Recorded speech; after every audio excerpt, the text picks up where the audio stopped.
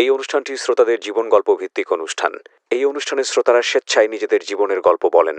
শ্রোতারা যা এখানে বলেন তা সরজমিনে ইনভেস্টিগেটেড নয়। আমি আরজে কিবরিয়া আপনাদের সবাইকে আমন্ত্রণ জানাচ্ছি জীবন গল্পের আরও একটি অনুষ্ঠানে এবং আরও একটি পর্বে।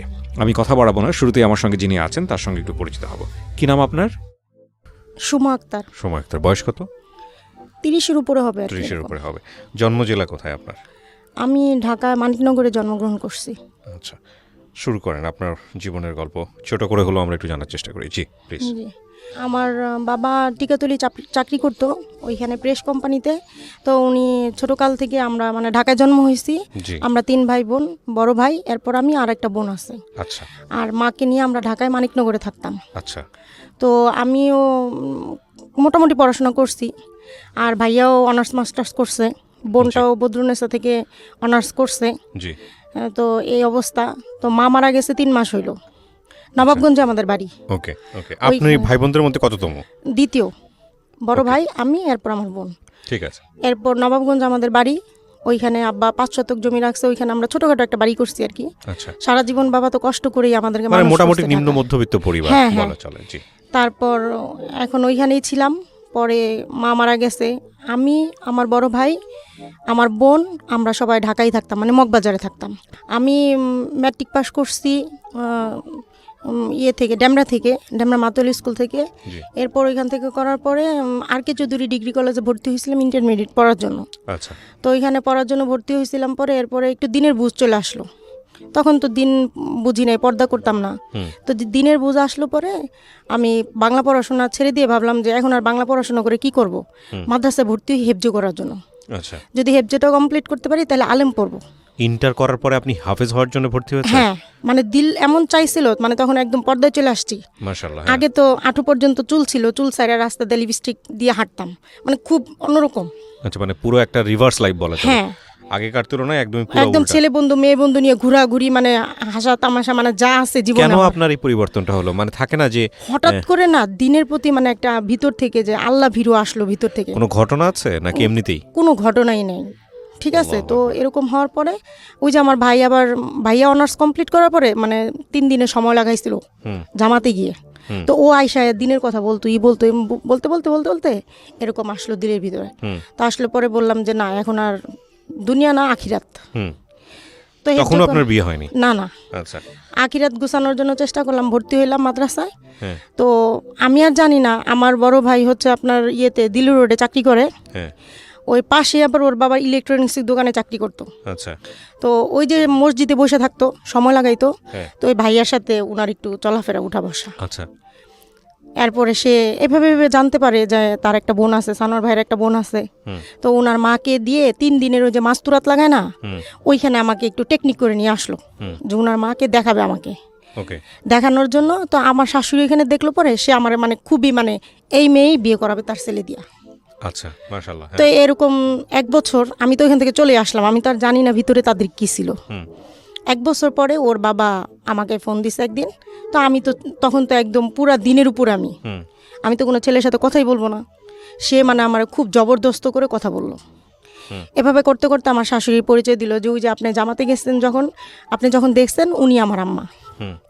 এভাবে করতে করতে এখন আমি তো রাজি না। আচ্ছা। রাজি না বলতে ছেলেকে চিনি না, জানি না, একটা অপরিচিত ছেলে বিয়ের প্রস্তাব দিবে, আমি কেন রাজি হব? তাছাড়া আমাদের বাড়ি নবাবগঞ্জে, তাদের বাড়ি শরীয়তপুর, আমি অত ভিন দেশে যাবো না। ওই মুহূর্তে আমার অনেক বিয়ের ঘর আসে, কিন্তু আমি রাজি হই না। আর সবচেয়ে বড় কথা, আমার দিনের জন্য আমি হাফেজ আলেম খুঁজতেছি। যদি বিয়ে করতে হয় তাহলে হাফেজ আলেমকে বিয়ে করব। মানে বেদিন এরকম কোনো বিয়ে করব না যাতে আমার পর্দার ব্যাঘাত হয়। আচ্ছা। এরপরে আমার বড় ভাই রাজি না, বলতেছে ছেলে দেখলে তোর পছন্দ হবে না, বা ছেলে তো জেনারেল শিক্ষিত না, আর ছেলে ওরকম মানে কোনো আলেম হাফেজও না। আচ্ছা। এমনি আর কি সময় লাগাইছে, ওই হিসাবে দিন খুব ভালো বুঝেছে। এই তো রাজি না, আমি অনেক জোর জবস্ত করে আর কি ওনাদেরকে রাজি করাইছি, ওই পাঠ শেষ। এরপর রাজি হয়েছে পরে আমার শাশুড়ি এসে আমাকে দেখতে আসার উদ্দেশ্য করে কাবিন করে চলে গেছে। আচ্ছা। তার 2 মাস পরে ওনারা আমাকে উঠায় নেয় নাই, বলছে যে অর্থনৈতিক অবস্থা ভালো না, এখন আমি তোমাকে উঠায় নিতে পারবো না। তো আমার বাবা তো একটু অমত ছিল, বাবা চাপাচাপি করে বলতেছে তুমি যদি এখন না যাও তোমার হাজব্যান্ডের সাথে তাহলে এটা নিয়ে আমি ঝামেলা করব। আচ্ছা। তো এরকম করার পরে ওর বাবারে বললাম, তো বলে তুমি ঢাকায় চলে আসো আমার কাছে। তখন ভাইয়ার সাথে বাবার সাথে পরামর্শ করেই মানে যা যা লাগে আমার সংসারে টুকিটাকি আম্মার কাছ থেকে বুঝায় টুজায় আমি ঢাকায় চলে আসলাম। মগবাজারে 5,000 টাকা দিয়ে একটা রুম ভাড়া নিলাম। 8,000 টাকা ওর বাবা বেতন তখন। কি করেন আপনার স্বামী তখন? ওই যে ইলেকট্রিক দোকানে চাকরি করে মগবাজারে। আচ্ছা। তো 5,000 টাকা দিয়ে একটা রুম নিছি। তো সংসারে তো পুরোই অভাব। 8,000 টাকা স্যালারি, 5,000 টাকা ঘর ভাড়া দিলে কি থাকে। খুব কষ্ট করে চলছি ভাই জীবনে 2টা মাস খুব কষ্ট করে খুদের ভাত খেয়ে এভাবে আর কি সংসার তো তখন নতুন। খুদের ভাত ঢাকা শহরে পাওয়া যায়? হ্যাঁ, খুদের চাল কিনছি। মানে প্রথম যেদিন আমি আমার বাবার ভাই তো আমার উপরে খুব রাগ, তারা তো দিবে না। তো আমি তো একতরফ জোর করেই আপনিও তো রাজি ছিলেন না, পরে কেন বিয়ে করলেন? না, রাজি পরবর্তীতে হয়েছি যখন ওর বাবা বলছে দেখো আমি দিনের উপর আসছি, আলেম পড়ছি। আবার অন্যান্য মানুষের কাছে খোঁজ নিছি, যারা মগবাজারে ছিল পরিচিত সাথী ভাইরা ছিল, এদের কাছে খোঁজ নেওয়ার পরে তারা বলতেছে না আল ইসলাম ভাই তো খুবই ভালো, 12 বছর ধরে দিনের উপরে আছে। তো আমার মনে এইটি অনুভূতি হয়েছে, ছেলে যত অসুন্দর হোক, টাকা পয়সা কিছু না থাকুক, আমি দিন তো পাবো দুনিয়াতে, যেটা ফিকির করতেছিলাম। ওকে। এই জন্য হইলো। তো কষ্ট করছি, শুরুতে কষ্ট করছি। 2 মাস পরে দেখি হঠাৎ করে অসুস্থ হয়ে গেলাম। জ্বর আসতো, কিছু খাইতে পারতাম না, বমি টমি করতাম। তো পাশের রুমে এক আপু ছিল, উনি বলল আপু আপনি একটা টেস্ট করেন। ঘরে সকালবেলা টেস্ট করলাম, পরে দেখলাম পজিটিভ। মানে আপনি কনসিভ করেছেন? হ্যাঁ, 2 মাস পরে, বিয়ের 2 মাস পরে। ওকে। তো ওর বাবাও খুবই খুশি, আমিও খুবই খুশি। তো খুশি হওয়ার পরে বেশিরভাগ সময় শুয়েই থাকতাম, মানে শরীর প্রচণ্ড অসুস্থ, পানিটাও পর্যন্ত খাইতে পারতাম না। শুয়ে থাকতে থাকতে অসুস্থ হইতে হইতে হইতে 6 মাস চলে গেল যখন। এখন কথা উঠছে কি, এখানে বলে নেই আমার খালা শাশুড়ি আর কি, ওনারা থাকে বাংলা মোটর। ওনাদের কাছে এই যে আমার হাজব্যান্ড মাঝে মাঝে যায়, দূর সম্পর্কের খালা শাশুড়ি। তো যাই পরে ওনাদের কাছে নাকি একজন দায় আছে, দায় বলতে ওই যে গ্রামগঞ্জে যে মহিলারা দায়ী, হ্যাঁ এটা, ওনাদের নাকি 2-3টা বাচ্চা ডেলিভারি করাইছে। তো উনি আমার হাজব্যান্ডকে পরামর্শ দিতেছে যে এরকম আছে, তো তোর বউরে নিস না মেডিকেলে, মানে বাসায় চেষ্টা কর, যদি নর্মালে না হয় তখন তো উনি ছেড়েই দিবে, যে দায়টা আছে, নর্মালে না হলে দায়টা ছেড়ে দিবে। আর ওর বাবারে পরামর্শ দিছে কি যে অনেক টাকা পয়সা লাগবে, ওই মুহূর্তে আমাদের হাতে তেমন কোনো টাকা পয়সাও নাই, অভাবের সংসার, আবার খাস পর্দা করি। ওই মুহূর্তে আমিও খুবই দিনের ভিতরে চলে আসছি, মানে আপনাকে বলছে যে পর্দাহানি হইতে পারে, পর্দাহানি হবে, তারপরে সিজার করে ফেলবে মেডিকেলে নিলেই টাকার জন্য, বিভিন্ন ধরনের কথা বলে ওর বাবার মাথাটা হ্যাং করে দিছে একদম। এখন ওর বাবা আইসা আমার সাথে বলতেছে মারজান, আমার আরেক নাম মারজান, মারজান আমি তোমারে নিব না মেডিকেলে। কিন্তু না, আমি যাবই, কারণ আমার এমনিতেই লো প্রেশার। আপনার রিস্ক মনে হচ্ছিল? হ্যাঁ, আমার এমনিতেই লো প্রেশার, আমি বাসায় কেন থাকবো। তো বলতেছে যে না দেখো এরকম এরকম বুঝাইছে। তো এইগুলো নিয়ে আর কি অনেক তর্ক বিতর্ক হয়েছে আমাদের ভিতরে 6 মাস। তো যখন দেখলাম হাজব্যান্ডকে কোনোভাবে বুঝাইতে পারলাম না, এখন আমার কথা সে যেটাতে খায়ার মনে করে, আর আমি দেখি কি হয়, পরবর্তীতে বুঝবো না বিষয়টা। সেই অন্তিম সময় আসলো আমার তাওহিদ। এরপরে যেদিন ডেট দিছে অক্টোবরের 4 তারিখে ডেট। আপনি কি ওই সময় পড়াশোনা করতেন? না, আমি তো পড়াশোনা সে আরো আগেই ছেড়ে দিছি। না, কিন্তু এই যে মাদ্রাসায় ভর্তি হওয়ার কথা ছিল? মাদ্রাসায় ভর্তি হয়েছিলাম, ওই যে বিয়ে হওয়ার পরে যখন অসুস্থ হয়ে গেলাম তখন আর সব বন্ধ একদম। এরপরে ডেট দিল আপনার? হ্যাঁ, অক্টোবরের 4 তারিখে ডেট দিল। ডেট দেওয়ার পরে আমি তো তখন ওই মুহূর্তে আমার কোনো অভিজ্ঞতা নাই। ইন দ্য মিন টাইম আপনি কি ডাক্তারের কাছে গেছেন, চেকআপ করিয়েছেন, আলট্রাসাউন্ড মানে আলট্রাসোনোগ্রাম একদম, যখন নাকি বললাম না আপনাকে যে 6 সপ্তাহ যখন আমি অসুস্থ হইলাম, ওই যে পজিটিভ আসলো, তারপরের দিনে আমি ওইখানে আবার একটা মানে মাতৃ সদন আছে মেডিকেল, ওখানে গেলাম। যাওয়ার পরে ওনারা বললো 6 সপ্তাহ আপনার, একদম সরাসরি মানে আলট্রাসোনোগ্রাম করতেছে। আর আপু আমাকে বলতেছে আপনার কিন্তু ছেলে বাবু হবে 6 সপ্তাহ। ওকে। তখন মানে আমি এত খুশি হয়েছিলাম, আমার ছেলেকে তো আমি হইলে পরে বুঝ হইলেই হেফজ করাই দিব, ছোট বয়সে হেফজ করাই দিব, বড় আলেম বানাবো, মুফতি বানাবো। আমার ছেলে তো মুহাদ্দিস হয়ে আছে, আমি গান যেটা আমি হইতে পারি নাই। শুনি গল্পটা একটু। হ্যাঁ, তারপর কি হয়েছে? তারপর অনেক খুশি, মারাত্মক খুশি একদম। এখন তো প্রহর তো গুনি, আর ওই যে ডেট তো চলে আসলো। ডেট আসার পরে আমার শ্বশুর শাশুড়ি, এখানে আরেকটু আমি বলে নেই, না বললে সমস্যা, আমার শ্বশুর শাশুড়ির বাড়িতে ওই ধরনের ওইভাবে কোনো পর্দা নাই, পর্দার সিস্টেম নাই। তো ওনারা আমাকে বারবার বলতেছে গ্রামে আসো, ওর বাবারা বলতেছে গ্রামে পাঠাই দাও। তখন ওর বাবা বলতেছে দেখো বাড়িতে একে তো পর্দার সমস্যা, দ্বিতীয়ত আমি ঢাকায় থাকি, বউটারে যে গ্রামে পাঠাবো ও তো সারা জীবন ঢাকায় থাকছে, ওইখানে চরে গিয়ে ও অ্যাডজাস্ট করতে পারবো না। যদিও আমি কোনো ধনীর ঘরের সন্তান না, কিন্তু ওইখানকার পরিবেশটা একটু অন্যরকম। আচ্ছা, এরপরে তোমার ওইখানে মেডিকেল দূরে, আমার বউ যখন অসুস্থ হয়ে পড়বো তোমরা মেডিকেলে নিতে চাইবা, ঝামেলা আছে, এগুলো চিন্তা করে সে আমাকে ওইখানে পাঠায় নাই। কিন্তু আমার শাশুড়িকে বারবার বলতেছিল ফোন করে, মা আপনি 1 মাস আগে হইলো আসেন আমার বউর কাছে, কারণ আপনার বংশের প্রথম নাতি, এটা 4 ছেলের ভিতরে, আপনি আসেন। আমার শাশুড়ি আসবে না, তার ওই যে মেয়ে আছে, মেয়ের ঘরের নাতি আছে, ওনার হাজব্যান্ড বাহিরে থাকে, সে আসবে না। মানে সে জিদ ধরে বসলো, তোর বউরে যদি গ্রামে পাঠা, নাহলে আমি যাবো না ওইখানে। আচ্ছা আচ্ছা, তো আমি ঘরে একা। আমার মা হচ্ছে ঢাকায় আমাদের জন্ম, সেটা তো বলছি আমি। আমার মা কিন্তু আমাদের ছোট ভাই বোনদেরকে মানুষ করছে, পড়াশোনা করাইছে, বাজার ব্যাংক মানে এভরিথিং আমার মা করছে। সে খুব বুদ্ধিমান মহিলা ছিল। তো যখন আমার মার 25 বছর ডায়াবেটিস, আজকে হার্টের রোগ, হাই প্রেশার, আমার মার ব্রেনটা এমন হয়েছে, ডক্টর বলছে ওনার ব্রেনে যে টিস্যু ওটা শুকিয়ে গেছে, স্মৃতিশক্তি ধরে রাখতে পারে না। তো আমার মা ঢাকায় আসছিল ভাইয়ের বাসায়। তো আমার যখন এরকম হালকা হালকা পেন, অসুস্থ, আম্মাকে আবার আমার কাছে একদিন আগে পাঠাই দিছে ভাইয়া, বলছে মারজানের কাছে তুমি চলে যাও। মা ছিল ওইখানে উপস্থিত। আগের দিন রাত্রে আমার বোনটা ওই যে সায়েন্সের স্টুডেন্ট, ও তো সবই বুঝে এই সম্পর্কে, ও বলছে কি আপু তোমার কোনো সমস্যা হলে আমাকে সাথে সাথে ফোন দিবা, আমি চলে আসুন। ভাইয়া আমাকে 4 দিন আগে মানে 4 তারিখে ডেট ছিল, 4-5 দিন আগে আলট্রাসোনোগ্রাম করছি, ডক্টর বলছে একদম নর্মাল, আপনার কোনো সমস্যা নেই, আপনার বাচ্চা সুস্থ, আপনি 4 দিন পরে আপনার ডেট। ভাইয়া আমার 4 দিন আগে বললো 10,000 টাকা উঠাই না ঘরে রাখছি তোর জন্য, যেদিন পেন আসবে আমার ফোন দিবি, মেডিকেলে যাবি, তোর 10,000 টাকা তোরে দিমু, এরপরে লাগলে পরেরটা পরে দেখুন। এখন রাত্রে হঠাৎ করে হালকা হালকা পেন আসে আমার, আমি তো বুঝতে পারি না, ওর বাবাও বুঝে না। রাত্রে ওই মহিলাদেরকে ফোন দিছে ওর বাবা, এই দায়ী মারজানের তো এই দায়ী মানে অবস্থা। দাত্রী যেটাকে বলে। দাত্রী, মারজানের তো এই অবস্থা।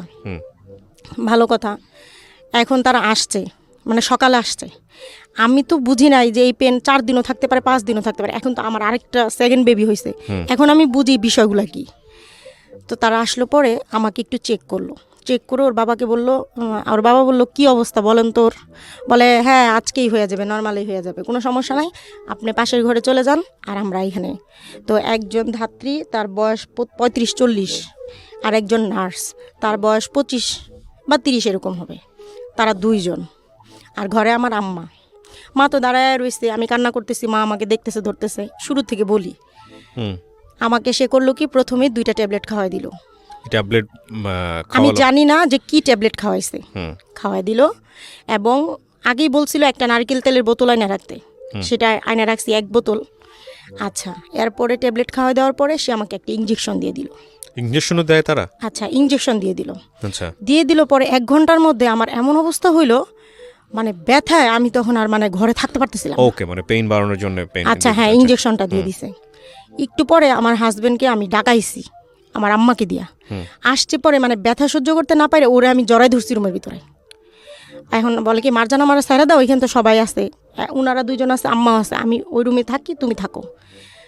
ও চলে গেল পরে এই যে তারা দরজা বন্ধ করলো, আমার ওইখানে আমার হাজবেন্ড পাশের রুমে নামাজ পড়তেছিল, তো মাও দাঁড়ায় রয়েছে, আমি কান্না করতেছি। মানে তখন মানে যখন এরকম 1 ঘন্টা পরে এই অবস্থা, 2 ঘন্টা 3 ঘন্টা 4 ঘন্টা বেবি আসে না। না, ওরা করতেছি কি, আমি রুমের মধ্যে মানে হাঁটা চলাফেরা করতেছি, আর ওরা আমাকে আধা ঘন্টা অন্তর অন্তর শোয়াই দিতেছে, শোয়াইয়া মানে ট্রাই করতেছে, ওর মাথা ধরে টানতেছে তারা। আচ্ছা, যখন নাকি 4 ঘন্টা হয়ে গেল, আমি লুকাবো না, আজকে কিছু লুকানোর এখানে কিছুই নেই, আমার সন্তান চলে গেছে দুনিয়ার থেকে, মা বাবা ভাই বোন পৃথিবীর সবাই জানে এই ঘটনা। আমার প্রস্রাব পায়খানা বমি সমস্ত কিছু আমার দেহ থেকে বের হয়ে গেছে। এরপরে 5 ঘন্টা হয়ে গেল, তারা আমাকে ছাড়ে না, আমি শুইতে পারি না, শুইলে মনে হয় কি বাচ্চা আমার উপরে উঠে যাচ্ছে। তার মানে কি, সময়ের আগে তারা আমাকে ব্যথার ওষুধ খাওয়াই দিছে, এখন বাচ্চা নিচে আর নামতেছে না, উপরের দিকে উঠে যাচ্ছে। দ্বিতীয় কথা, আমার বাবুর হচ্ছে নাড় পেঁচানো ছিল, ওই বাচ্চা তো কখনোই নর্মাল আসার প্রশ্নই আসে না। প্রিয় শ্রোতা, আমরা এই জায়গাটায় ছোট্ট একটা বিরতি নেব এবং বিরতির পর আবারও ফিরে আসবো জীবন গল্পে। যাওয়ার আগে আপনাদেরকে বলতে চাই, ঢাকা FM এর আরও একটি ইউটিউব চ্যানেল, যেখানে আপনারা জীবন গল্পগুলো দেখতে পারবেন। আমাদের এই চ্যানেলটি আপনারা সাবস্ক্রাইব করুন। আমাদের চ্যানেলটির ঠিকানা হচ্ছে www.youtube.com/ilovedhakafm, ILOVE love DHAKAFM। চ্যানেলটিতে গিয়ে আপনারা সাবস্ক্রাইব করুন। আমার এই অনুষ্ঠানগুলোতে যদি আপনি অংশগ্রহণ করতে চান আমাদেরকে ফোন করবেন। আমাদের ফোন নাম্বারটি হচ্ছে 09611904904। আমি আবারও বলছি 09611904904। ওকে, ছোট্ট একটা বিরতি। জীবন গল্প, জীবন গল্প, জীবন নাটকের চেয়েও নাটকীয়।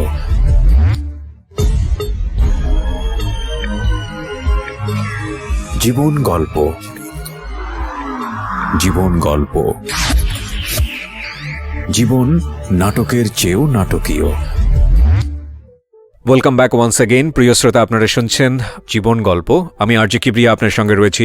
আমার এই অনুষ্ঠানগুলোতে যদি আপনি অংশগ্রহণ করতে চান আমাদেরকে ফোন করবেন। আমাদের ফোন নাম্বারটি হচ্ছে 09611904904। আমি আবারও বলছি 09611904904। ওকে, আমরা যেখানটায় ছিলাম তারপর এরপরে আমি এই 5 ঘন্টা এভাবে ঘুরতে ঘুরতে দৌড়াইতেছি। স্যালাইন ধরে রাখছে নার্স, আর আমি রুমের মধ্যে দৌড়াইতেছি। আর সে আমাকে বকাবকি করতেছে, এই তুমি এত জোরে জোরে কেন কথা কান্না করতেছো, আস্তে করো, তুমি তো বেয়াদব, কথা শোনো না। মানে সে যত ধরনের মুখের টর্চার আছে আমাকে করতেছে। এখন আমি বললাম কি, যখন 5 ঘন্টা হয়ে গেল শেষ, আমি বললাম আমার হাজব্যান্ডকে ডাকেন, আর না হয় আমি এখনই রুম থেকে বেরোয় যাব। আর আপনারা কি আমাকে মেরে ফেলবেন? আমার বাবু কেন আসতেছে না? আপনারা আমাকে কেন ছাড়তেছেন না? আমি তো শুইতে পারতেছি না, শুইলে তো বাচ্চা উপর দিকে উঠে যাইতেছে। আমার সুন্দর ফুটফুটে সন্তান আপনি দেখবেন ভাই, আমি দেখাবো আপনাকে। তারা আমাকে করলো কি, সে তখন বলল মহিলা যে তুমি শুয়ে পড়ো, 1 ঘন্টার টাইম দাও, যদি 1 ঘন্টার মধ্যে তোমার বেবি না আসে আমি তোমাকে ছেড়ে দিব। আমাকে শুয়ায় দিয়া নার্সকে বললো কি, অরে ধরেন। 6 তলার উপরে থাকি, মানে 6 তলার উপরে ছাদ, ওইখানে ছাদের উপরে একটা রুম, 7,000 টাকা ভাড়া দিই, ওই রুমে থাকি। সমস্ত পর্দাগুলো ঘরে খুলে দিল, সে খুলে দিয়ে লাইট টাইট জ্বালাই দিয়ে সে আমাকে শোয়াই দিল।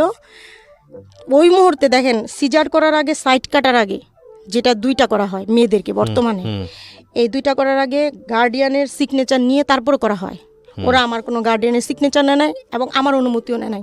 ওরা আমার সাইড কাটতেছে, আমি ব্যথায় চিৎকার করতেছি, কিন্তু আমি তখনও কোনো ধরনের অ্যানেস্থেসিয়া দেওয়া কিছু এরকম না, আমি তখনও বুঝি নাই যে ওরা আমার সাইড কাটতেছে। আর আমি তো চিৎকার, মানে মনে হয় আকাশ বাতাসও শুনছে সেদিন আমার চিৎকারগুলো।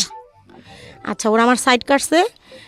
সাইড কাটার পরে নার্স করতেছে কি, মানে হাঁটু গেড়ে বিছানার উপরে বসছে, মহিলা তো ওই দিকে, আমার এই উপর পেটে চাপতেছে, প্রচুর চাপতেছে। আর উনি মনে হয় মাথাটা ধরে টানতেছে, বেবি আসতেছে না। এরকম 5 বার করলো তারা। 6 বারের সময় আমার তাহিদ দুনিয়া আসলো। কিন্তু আমি যখন তাহিদ দুনিয়া আসলো তখন তো সাথে সাথে আমার পেন শেষ।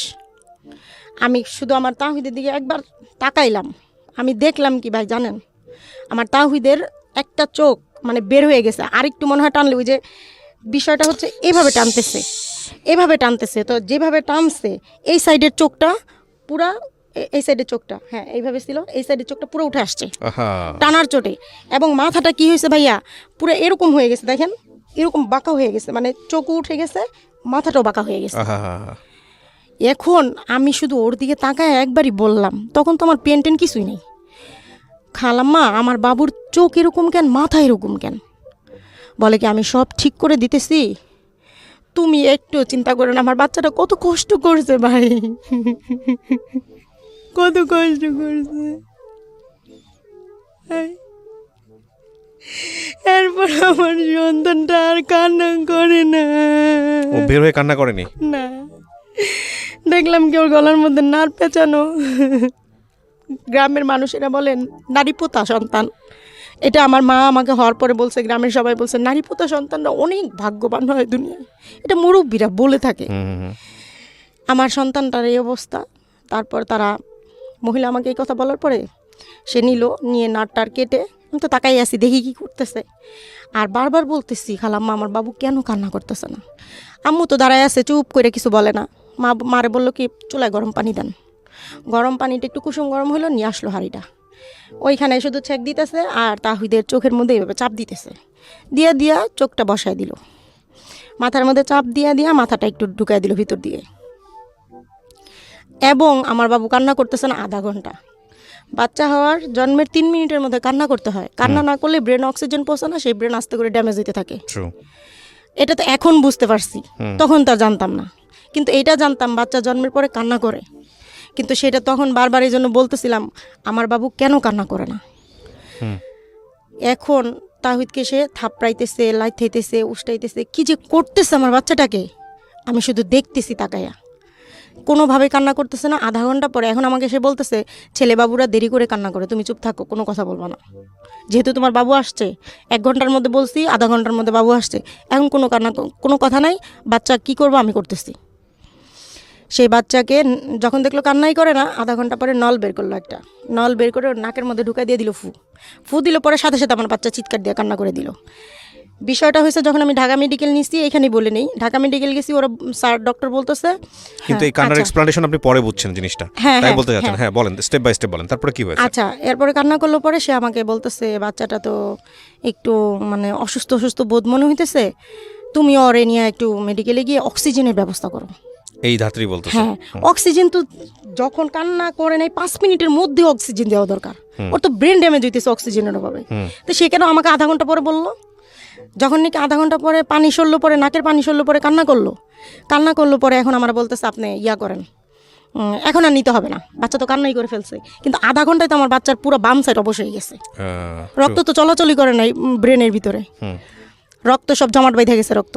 আচ্ছা গেল, এরপরে নিতে হবে না তো নিতে হবে না, ঠিক আছে ভালো কথা। ওর বাবারা ডাকেন, এবার খুশির সংবাদ, ছেলে কান্না করছে, ওর বাবারা ডাকেন, আজান দিতে বলেন। বাবা আসলো, কুলে নিল, আজান দিল। ওর বাবা বলতেছে বাবুর চোখটা এরকম, মানে পুরোটা চোখটা ভিতরে ঢুকে নাই, একটু তো হালকা হালকা উপরেই আছে, মাথাটা ওই অবস্থা। আচ্ছা আমার বাবুর চোখটা এমন কেন? কয় আস্তে আস্তে ঠিক হয়ে যাবে, একটু মানে হওয়ার সময় একটু আঘাত পাইছে তো এই জন্য একটু এরকম হয়েছে। গেল এই করতে করতে সে করলো কি, সাথে সাথে 10,000 টাকা নিল, নিয়ে আধা ঘন্টার মধ্যে সে ওই 10,000 টাকা নিয়ে নার্সকে নিয়ে বেরোয় চলে আসলো রুম থেকে। ওই মুহূর্তে আমার শাশুড়ি যখন খবর পাইলো সকালে যে মারজানের তো এরকম পেন, মা তুমি আসো, আমার শাশুড়ি আসলো।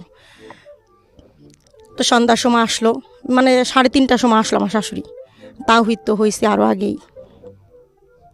আমার শাশুড়ি দেখে বলে ওর মাথাটা এরকম এত বাঁকা হইলো আর চোখটা এরকম হয়ে রয়েছে, ওরে অনেক টানছে না রে, আমার বলতেছে।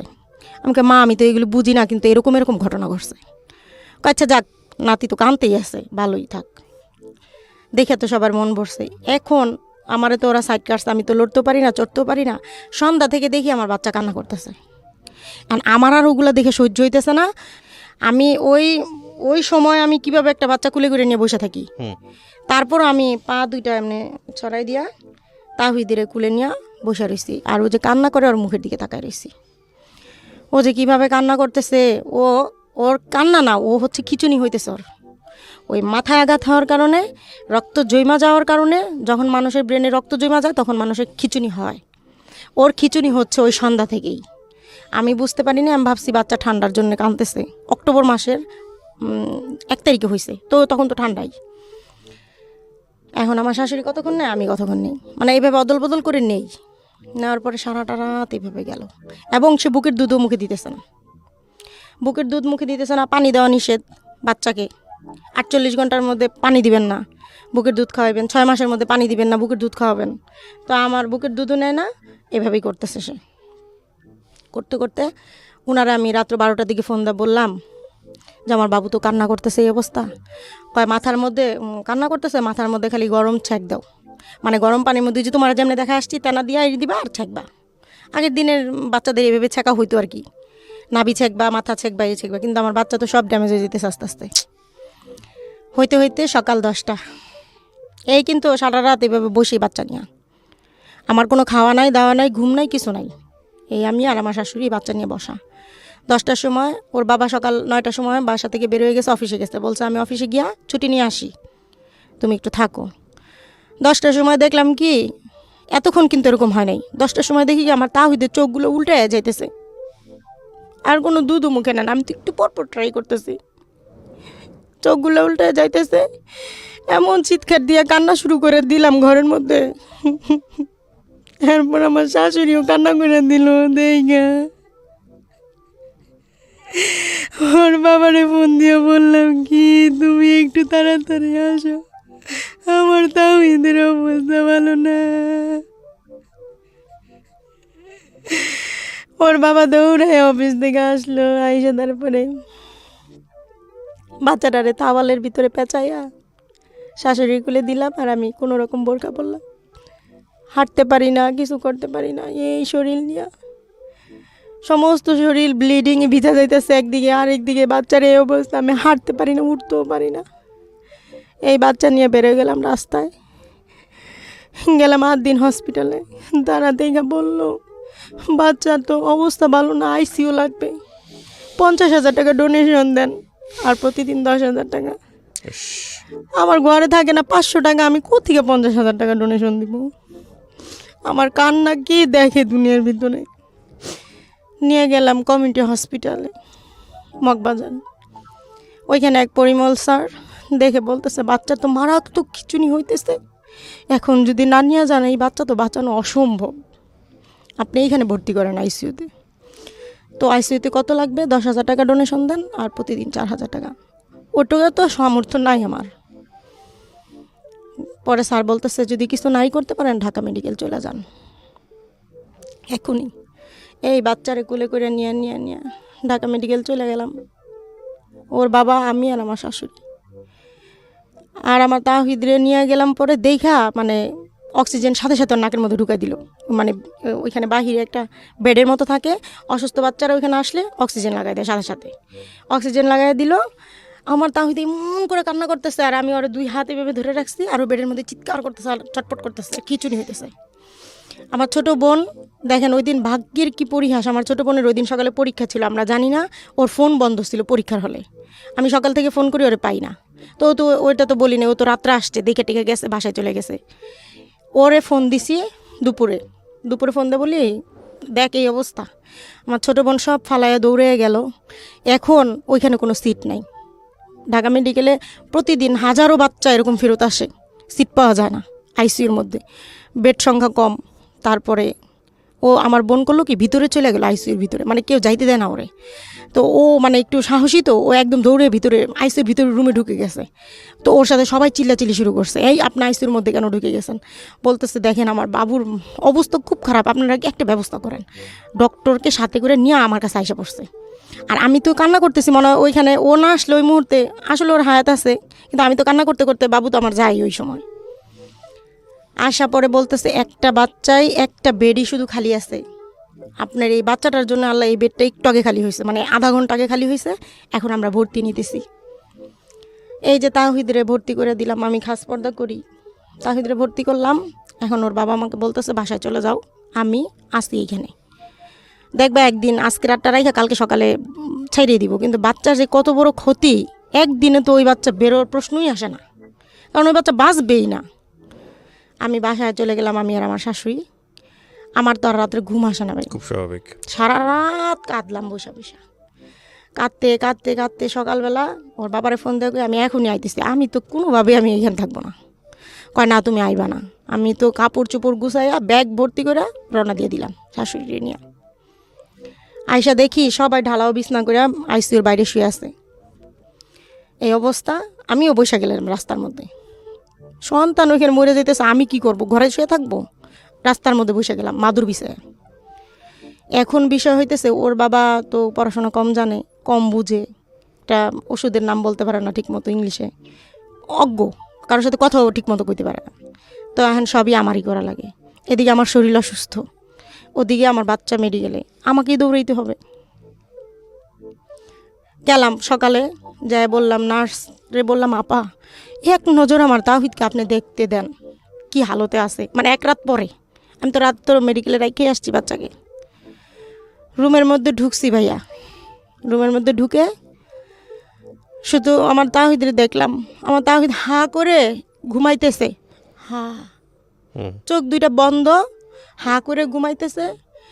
সব শরীরের মধ্যে ইঞ্জেকশন ঢুকায় রাখছে, মাথার মধ্যে ক্যানেলা পরায় রাখছে, আর অক্সিজেন ঢুকায় রাখছে, এমনি রয়েছে।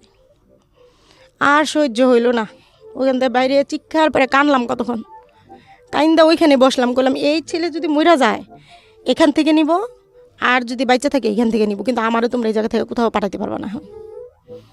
এই বৈশা গেলাম। 17 দিন 17 রাত এই হাত মোজা, এই পা মোজা, এই মুখ, এইভাবে এই রাস্তার মধ্যে দিনটা পুরা তবজি নিয়ে বসে বসে লা ইলাহা ইল্লাল্লাহু মুহাম্মাদুর রাসূলুল্লাহ যেই কালেমা পড়লে বেহেশতের মধ্যে খুঁটি নড়তে থাকে, এবং যতক্ষণ পর্যন্ত বান্দার দোয়া আল্লাহ কবুল না করবে ততক্ষণ পর্যন্ত মানে এটা বন্ধ হবে না, খুঁটি নড়া। এই দোয়াই করলাম আল্লাহর কাছে যে আল্লাহ এই দোয়া যদি কবুল না করেন আমার সন্তানকে যে কোনোভাবে হোক আপনার ফেরত দিতে হবে, নিতে পারবেন না।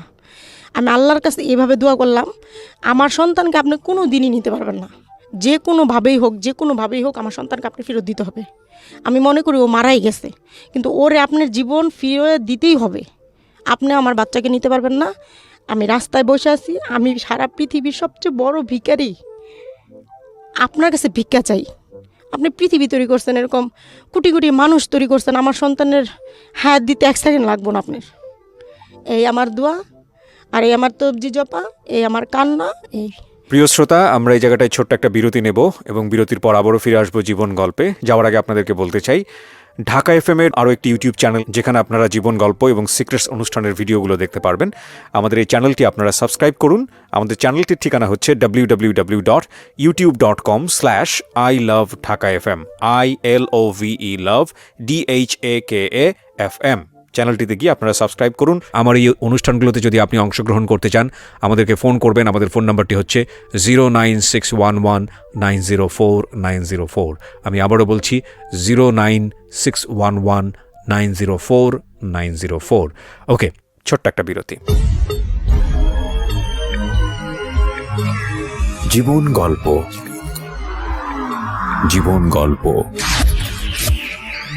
জীবন নাটকের চেয়েও নাটকীয়।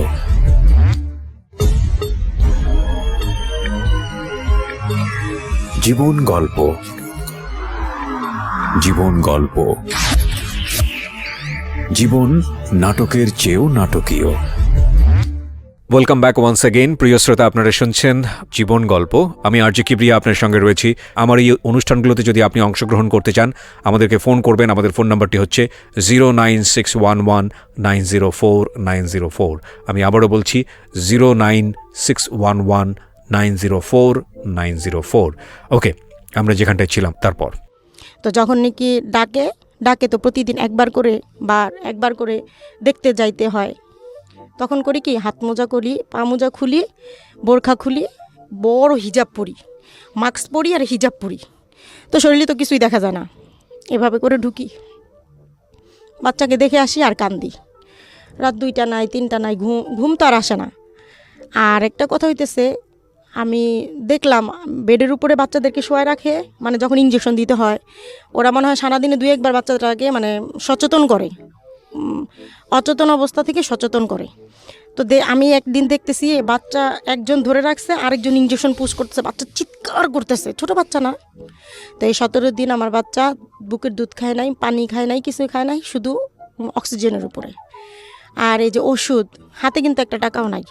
বড় ভাই টাকা দিতেছে, তারপরে মানে যারা যারা পরিচিত ছিল সবাই আমাদেরকে টাকা দিতেছে শুধু বাচ্চার চিকিৎসার জন্য। তো এই 17 দিন পরে একদিন হঠাৎ করে ডাক দিল। এই 17 দিনে যে কত বাচ্চা আমার সামনে মারা গেছে আর আমি কান্না করে দেখলাম। একদিন হঠাৎ ডাক দিয়ে বলতেছে 19 নম্বর বেডের বাচ্চাটা তো সুস্থ হয়ে গেছে। জানতো বাচ্চাকে, হ্যাঁ জানতো বাচ্চাটাকে একটু দেখেন তো পারেন কিনা বুকের দুধ খাওয়াইতে। যাই দেখি আমার তাকায় আছে, নাড়াচাড়া করতেছে।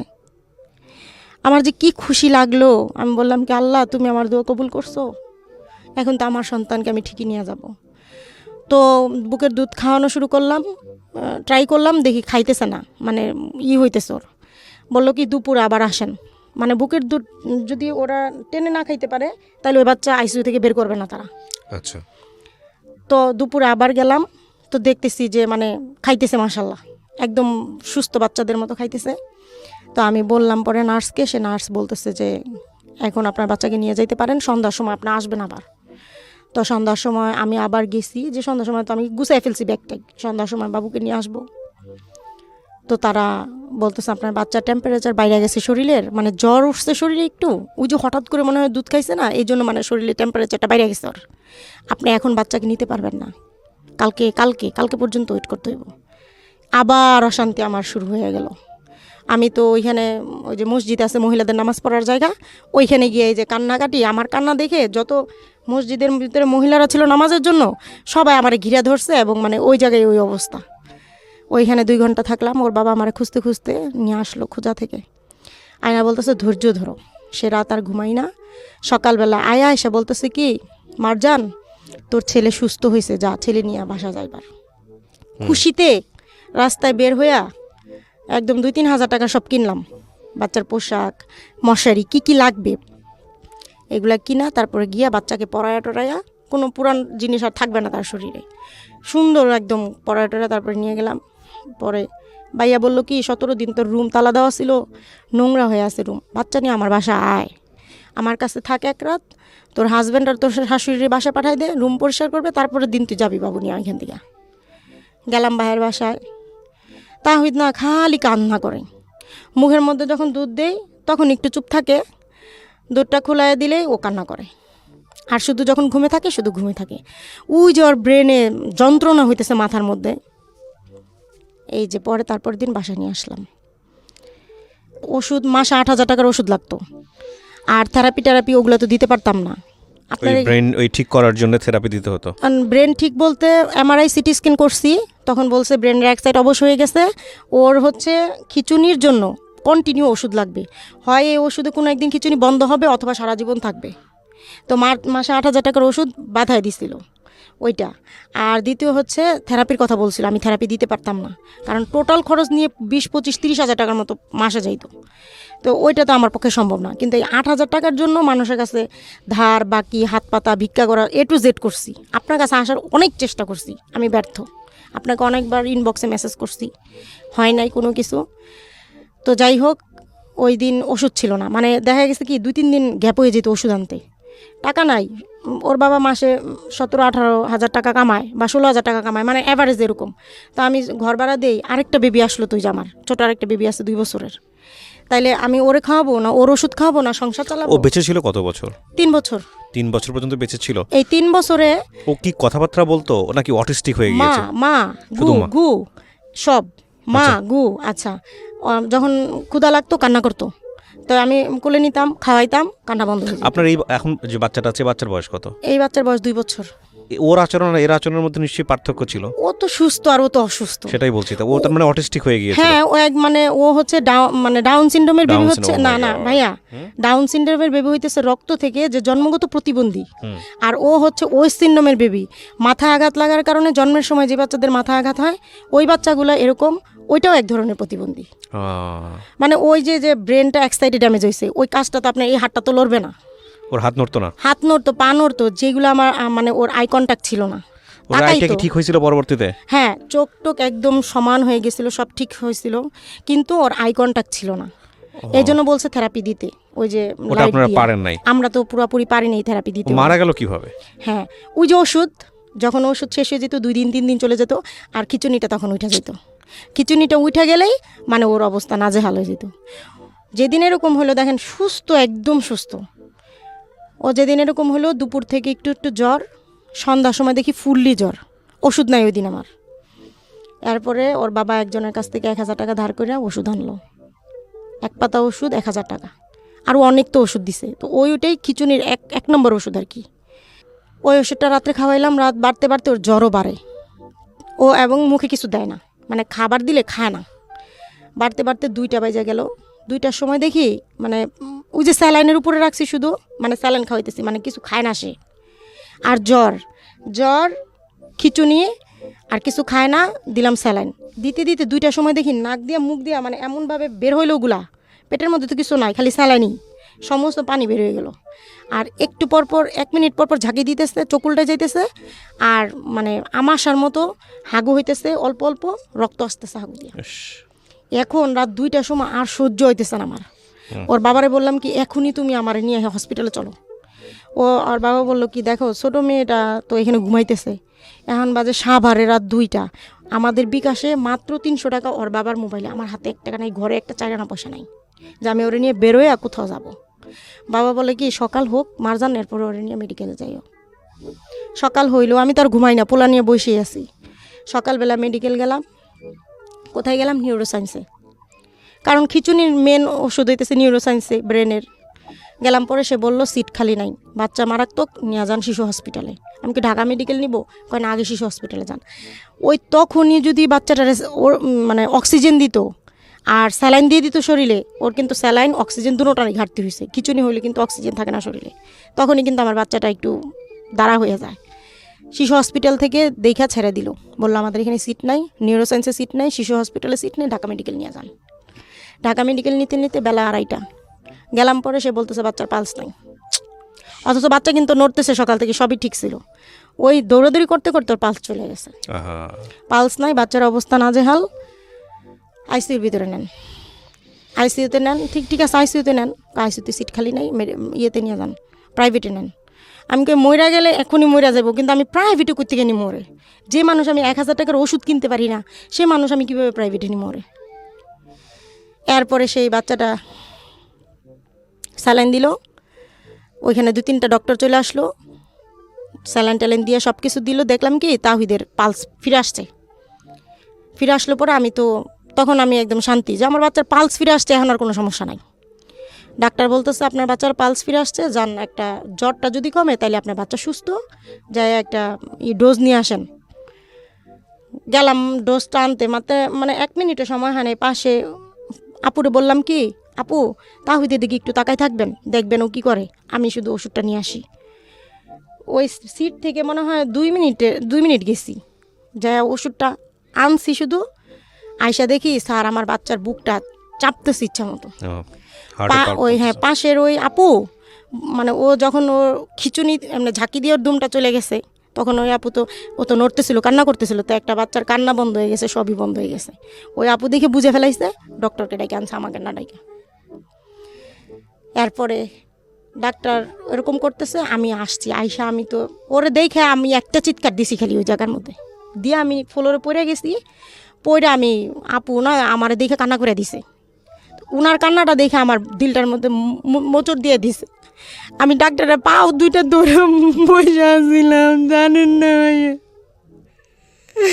পাও 2টা ধরে কইছে আর আমার বাচ্চারে সুস্থ করে দেন। আমি 3টা বছর না খায়া না লইয়া অনেক ঢাকার শহরের কোনো মেডিকেল বাদ রাখি নাই। Square hospital, Dhaka medical, PG, Savar, কোথায় কোথায় গেছি, মিজানুর রহমান স্যার। মাসে 8,000 টাকার ওষুধ খাইছি, ঘরে খাবার ছিল না, মানুষের কাছে দাঁড়ে দাঁড়ে ভিক্ষা করে বেড়াইছি আমি। আমার এত সুন্দর সন্তান দুনিয়া থেকে চলে গেছে। ওই সময় মারা যায়। ওই সময় শেষ। বাচ্চাটারে কোলে নিয়ে বসে আসছিলাম, আমার তাহিদা একরকম ছিল। 10 মিনিট পরে দেখি আমার বাচ্চাটা এত সুন্দর হাসি দিতেছে মার কোলে। এই বাচ্চাটা নিয়ে 2টা ঘন্টা বসে বসে কান্না করলো। এই গল্পটা থেকে আমাদের একটা জিনিস আমি বলি আপনাদেরকে, প্রিয় দর্শক এবং শ্রোতা, যারা এতক্ষণ শুনলেন, ইউটিউবে যারা শুনবেন বা দেখবেন, জীবনে কখনো কোনো দিন আজকের এই গল্প যারা শুনেছেন তারা মনে মনে প্রতিজ্ঞা করেন কখনোই এই বাচ্চা হওয়ার ক্ষেত্রে কোনো ধরনের মানে কোনো প্রকার কোনো রিস্ক নেবেন না। আমরা একটা সময় ছিল যখন ডাক্তারি সেবা পেতাম না, এই ধাত্রীরা এসব কাজ করতেন, ঠিক আছে, ওই সময়টার কথা আলাদা। আর এখন যেখানে উন্নত চিকিৎসা সেবা আছে, বাচ্চা ঘরে আসার সঙ্গে সঙ্গে প্রতি মাসে সেভিংস করা শুরু করেন। যদি পয়সা না থাকে ধার করে হলেও সেভিংস করেন এবং চেষ্টা করেন, যেহেতু এটা আপনার ভবিষ্যৎ, যে আপনার স্ত্রীকে এমন একটা জায়গায় নিয়ে যাওয়ার জন্য যেখানে সে বেস্ট ট্রিটমেন্টটা পাবে। চেষ্টার যেন কোনো ঘাটতি না থাকে, এটা একটা গল্প। আরেকটা হচ্ছে যে এই ভদ্রমহিলা যে 3টা বছর তার বাচ্চা বেঁচেছিল, এই ভদ্রমহিলা কিন্তু প্রতিদিনই বেঁচেছে, প্রতিদিনই মরে গেছে। কারণ প্রত্যেকটা মোমেন্টের যে যুদ্ধ, একটা বাচ্চা দুনিয়াতে আসার পর থেকে উনি বলছেন যে 17 দিন আমি রাস্তায় ছিলাম, এটা শুধুমাত্র 17 দিনের গল্প না, এটা 3টা বছরের গল্প। আপনার বাচ্চাটা মারা গেছে কোন সালে? এই যে অক্টোবর মাসে, এই কয়দিন আগে। তার মানে আপনি তো ট্রমা থেকে এখনও বেরোতে পারেন নাই। তো এটা আমি জানি না, মানে একটা যেটা হচ্ছে আপনি খুব বিশ্বাসী একজন মানুষ, আপনাকে দেখে বোঝা যায়। যেহেতু বাচ্চা গেছে, ও নিশ্চয়ই, আমাদের তো ধর্মেই একটা আছে, যারা অপ্রাপ্ত বয়স্ক হয়ে বা তার আগেই যারা মারা যায় তারা জান্নাতি, সেদিক থেকে আপনি সৌভাগ্যবান, এভাবেই চিন্তা করবেন। আর এখানে আপনার আসলে কিছুই করার ছিল না। আপনার স্বামীর যে একটা ভুল ছিল আমি মনে করি, কারণ ওই সময়টাতে উনি যদি ওই সিদ্ধান্ত না নিতেন, পরবর্তীতে টাকা পয়সা কিন্তু আপনাদের গেছে, প্রচুর গেছে, অনেক কষ্ট করছে এই বাচ্চার জন্য আমার তাই না? husband, অনেক তো কষ্ট ওই করছে। সময়টাতে ওই সিদ্ধান্তটা যদি না নিত তাহলে জীবনটা হয়তো বা আল্লাহ ভালো জানেন এভাবেই হয়তো ভাগ্যে লেখা ছিল, বলাটা খুব মুশকিল। তো আপনার এই গল্পটা আমি মনে করি এটা এক ধরনের সেবা হবে, বিশেষ করে যারা আজকে শুনলো তাদের জন্য, যারা সিদ্ধান্ত নেবে তাদের জন্য অনেক বড় একটা উপকার হবে। আপনি কেন বললেন রেডিওতে আজকের এই গল্পটা? আমি বলছি দুইটা কারণ। প্রথমত ওর চিকিৎসার জন্য, সাহায্যের জন্য আপনার কাছে আসতে চাইছি, পারি আমি নাই। অত্যন্ত দুঃখিত, আপনার মতো এরকম অনেক কেস হয়তো বা হ্যাঁ। আমার পর্যন্ত আসে, কিন্তু আমি হয়তো দেখতে পারি না বা দেখার সময় থাকে না। আর আমি আসলে অনেকটা লম্বা সময়, আজকে আপনি মন খুলে বললেন, আমিও বললাম, আমি খুব মনোযোগ দিয়ে আপনার গল্পটা শুনেছি। অনেক দিন পর একটা গল্প আমার হৃদয়টাকে খুব এফোর করে দিল। আমি মানে বলার কোনো অপেক্ষা নাই। আমার একটা অনুষ্ঠান, আমার 3-4টা অনুষ্ঠান করতে হয়, social media plus radio plus television, অনেক কিছু মিলিয়ে আমার আসলে দম ফেলার সময় না, এরকম একটা জীবনযাপন করি আমি। আমার হাজার হাজার টেক্সট, সেখান থেকে আমি আসলে আপনার টেক্সটটা আমার চোখে পড়ে নাই। তবে এরকম গল্পটা যদি আমার সামনে আসতো, আমি জানি না, আমি নিশ্চয়ই হয়তো বা চেষ্টা করতাম। আমি অনেক দিন যাবত এই হেল্পিং এপিসোডগুলো করার সুযোগ পাই না, অনেক দিন যাবত, প্রায় 6 মাস 1 বছর যাবত বলা চলে। তো বাট আমার আসলে মানে সরি বলা ছাড়া এখানে আসলে না কিছু না করা না, নাই। আমারই দোষ, কারণ আমি আপনার সাথে ওইভাবে কন্ট্যাক্ট করতে পারি না। যেমন আপনাকে ইমেইলে আমার পাঠানো দরকার ছিল, আমি সেটা করি নাই। আমি করছি আপনার ইনবক্সে, আমি knock করছি। ফেসবুকের হ্যাঁ, ইনবক্সে ফেসবুকে। খুব একটা দেখা হয় না। যখন ভাই আমি যখন নাকি জানছি, মানে গত মাসে যখন ও মৃত্যুর আগে, ওর অবস্থা খুব খারাপ, আমি পাগল হয়ে গেছিলাম কি করব। তখন আমি আপনার একটা ওই সময়, লকডাউনের সময় একটা আপনার পোস্ট, ওইটা আমি পড়ছি, যখন আপনি বলতেছেন যে আমি কিন্তু ফেসবুকের ইনবক্সে কোনো মেসেজ দেখি না, দেখি না। আপনারা কিন্তু ইমেল করবেন আমাকে। তখন আমি ঘাটতে দিন নাই রাত নাই, ঘুমায়া যে কিভাবে আমি ভাইয়ের সাথে দেখা করব বা কিভাবে আমার গল্পটা আমি বলবো, তখন এই যে ফোনে এইভাবে করতে করতে এই যে আপনাকে পাইলাম আমি শেষ পর্যন্ত। কিন্তু শেষ পর্যন্ত পায়াও তো আমার লাভ হলো না। আল্লাহ ভরসা, এই লাভের জায়গাটা হয়তো অন্যের জন্য আপনি বললেন, এটা হয়তো অনেকের জন্য শিক্ষণীয় হবে। আরেকটা কি কারণে আপনি বললেন আজকে? আরেকটা কারণ এই যে, হ্যাঁ, ওই যে শিক্ষণীয় বিষয়, আমি এখনো 1.5 থেকে 2 লাখ টাকা ঋণ আছি ভাইয়া। আচ্ছা। দ্বিতীয়ত আমার জীবনের এখন এই সময়ে যে একটা কষ্টের বিষয়, সবচেয়ে আমি আইসা দাঁড়াইছি, যেমন আমার বাচ্চাটাকে নিয়ে আমি কিন্তু গ্রামে মাটি দিছি, এমন একটা স্থানে মাটি দিছি, ওইটা কোনো কবর স্থান না, একটা জঙ্গলের মধ্যে মাটি দিছি। আমার দিল এখন কি চায় জানেন, মানে আমার শেষ ইচ্ছাটা জীবনে, ওর জন্য আমি কিছু করতে পারি নাই, অনেক কিছু করছি, তারপরেও মনে হয় কিছু করতে পারি নাই। মনে হয়েছে শরীরের রক্ত বিক্রি করে ওর চিকিৎসা আমার করা দরকার ছিল, যেটা আমি করতে পারি নাই। তো এখন অনুভব হয় কি, যে পৃথিবীর বুকে আমার তো সবই শেষ, টাকা পয়সা যা জমাইতে পারি নাই দিছি, ভিটা বাড়ি যা আমার শ্বশুর বাড়ি থেকে আমি যেটুকু পাইতাম সেটুকু আমি ওর পিছনে খুয়াই দিছি। এখন আমার কিছুই নাই। যদি আমার এক টুকরা জমিও কোথাও হইতো, সেটা গ্রামের কোনো চকে হোক, ওরা আমি কবরস্থান ওইখান থেকে আমি ওরে ট্রান্সফার করা যায় সেটা আমি জানি, আমি অনেকের সাথে আলোচনা করছি। কারণ ওই জায়গাটা এমন একটা জায়গা, আমি পরবর্তীতে জানছি যে ওইটা একটা পানি মন্ত্রীর জায়গা, ওইটা কোনো এক সময় হয়তো বালি ফেলে ভরাট করে ফেলা হবে। আচ্ছা। তো ওরে যদি আমি ওখান থেকে ট্রান্সফার করে, আমার যদি কোনো ভিটা বাড়ি থাকতো আমি আনতাম, কিন্তু আমার সেটাও নাই এখন। মানে আমি এটা ভাবলে আমার অশান্তি আরও বেশি বেড়ে যায়। জি, আমি দোয়া করি মনে প্রাণে যে আল্লাহ আপনাকে সেই সুযোগটা দিক।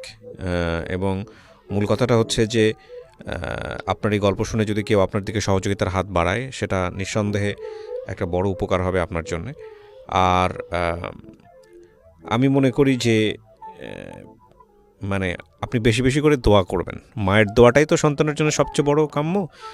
আর প্রত্যেকের জীবনেই কম বেশি দুঃখের ব্যাপার আছে। হ্যাঁ, আপনার জীবনে হয়তো আল্লাহ এভাবে কষ্ট লিখে রেখেছে, যে কষ্টের বিনিময়ে হয়তো আপনি অনেক কিছু পাবেন ভবিষ্যতে।